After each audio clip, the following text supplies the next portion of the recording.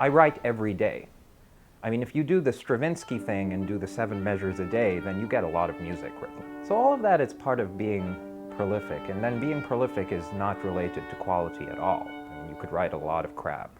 I don't actually use a notation program, and then my manuscript usually just goes to the publishers and then they engrave it. But I really believe in working in manuscript because it gives me a sort of physical, hands-on connection to the music that I'm writing. And it's also, as someone from an Arabic background, once upon a time, calligraphy was the most cherished of all arts in the Arab world, And there were these amazing calligraphic feats. And for me, manuscript is sort of like calligraphy. I feel like I'm connecting to that spirit when I'm taking pencil to manuscript paper and, carving out these really pretty figures. I mean, again, that also has nothing to do with the content of the music, the sound that you're generating, but it's a neat and enjoyable concept. I like to enjoy the process of writing, and part of the enjoyment for me is this sort of calligraphic drawing.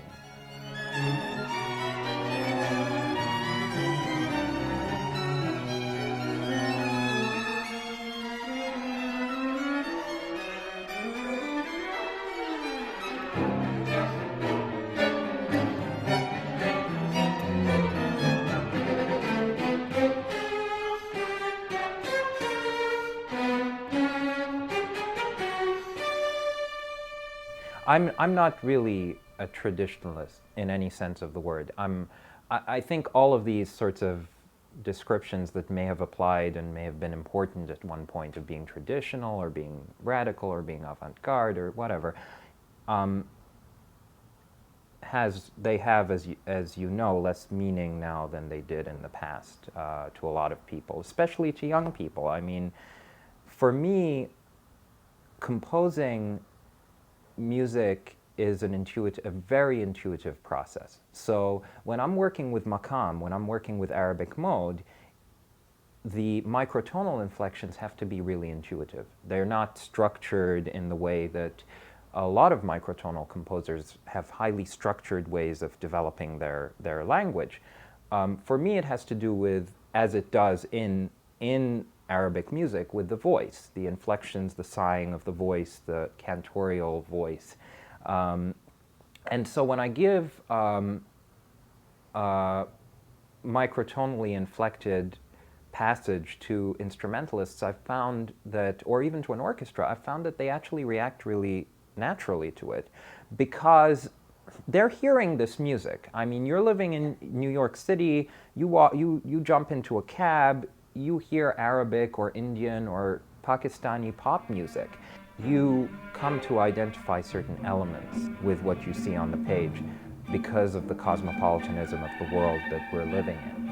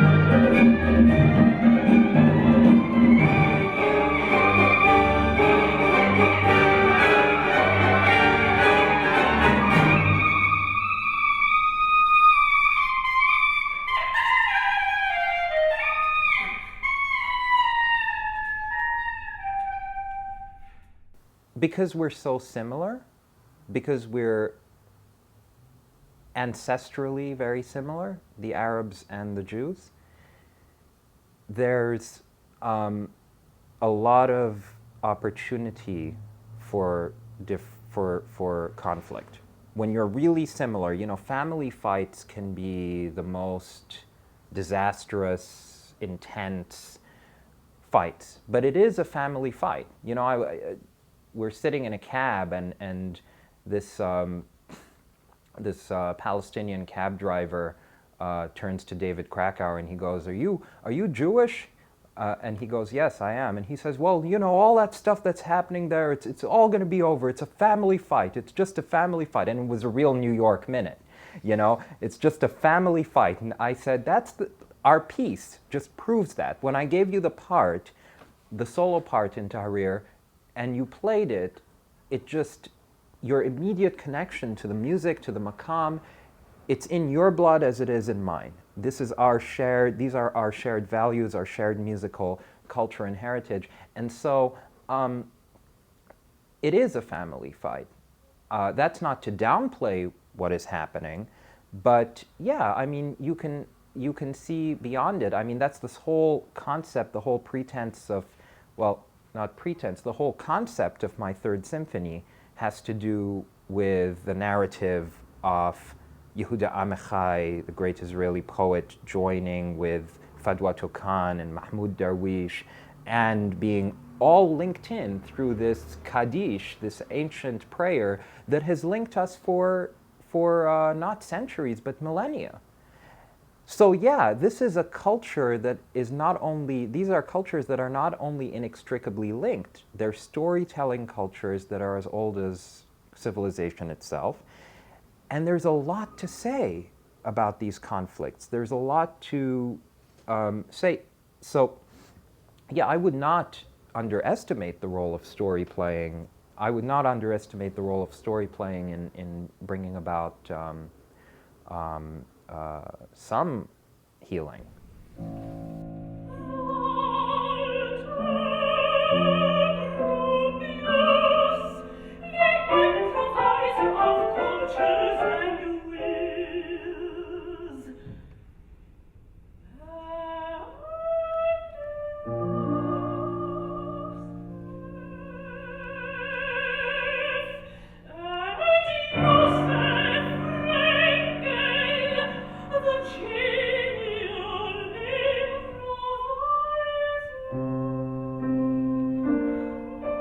Adorno and Walter Benjamin's concept of art after Auschwitz, yes, you can, but it has to be different. After the 20th century, after what happened, after these cataclysmic changes, the face of the world was changed, and so the face of music is changed. And the optimism of the 21st century and the optimism of my generation is that we're leading to a more cosmopolitan and a place where these borders are slowly being dissolved, both musical borders and actual physical borders. So yeah, there is a starry-eyed optimism and there is an idealism, but it will, I believe that it's not just misguided idealism, because I don't think that we have an alternative. Or I think we do have an alternative, but I don't think we would choose it because it would mean our complete destruction, So I don't think our instinct thing kicks in at that point. Music can do amazing things in that regard.